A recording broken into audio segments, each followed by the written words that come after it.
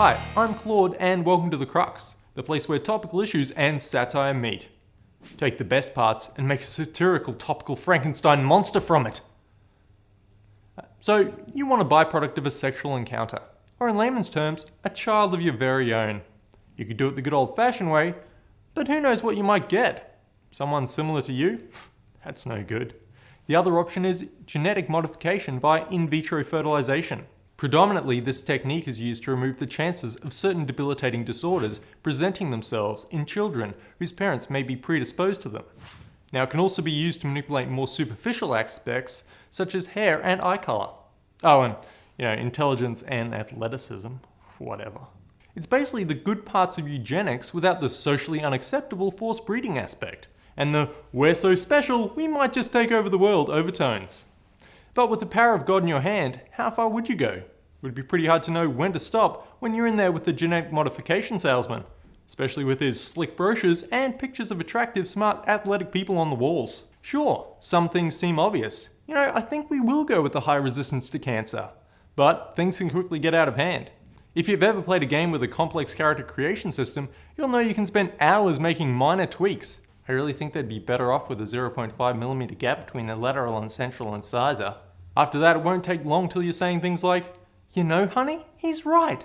3 eyes would be better than 2. Did you say they can shoot lasers? Plus, who wouldn't want the convenience of wings?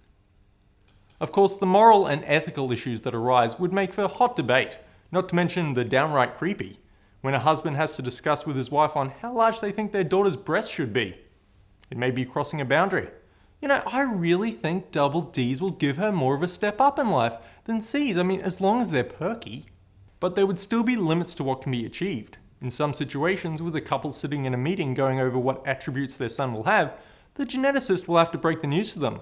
First off, you're both white, you can't have a black child. And second, there's only so much I can eke from your genes. The most you could hope for is moderately intelligent and maybe a 6 in the looks department. From there, it's a quick step to desirable DNA samples becoming hot property. Prospective mums will be saying to geneticists, "Look, I know my husband's DNA isn't that great. Is there any chance you could blend it with this sample I got from this hot guy at the gym?" Regardless of why you went the genetic route, it does mean that your child is genetically modified. And right now, that comes with a stigma. Considering some people don't even like to consume genetically modified food, how are they going to feel about a whole GM person? "I don't want my boy playing with no damn GM kid, it's not safe."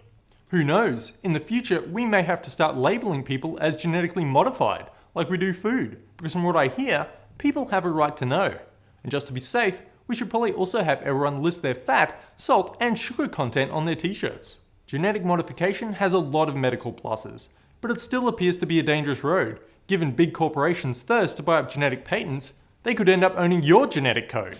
That means if you want to get down to business in the bedroom, you might have to pay a licensing fee. So if you were worried about the man owning you before, the future may not be for you. That's the Crux.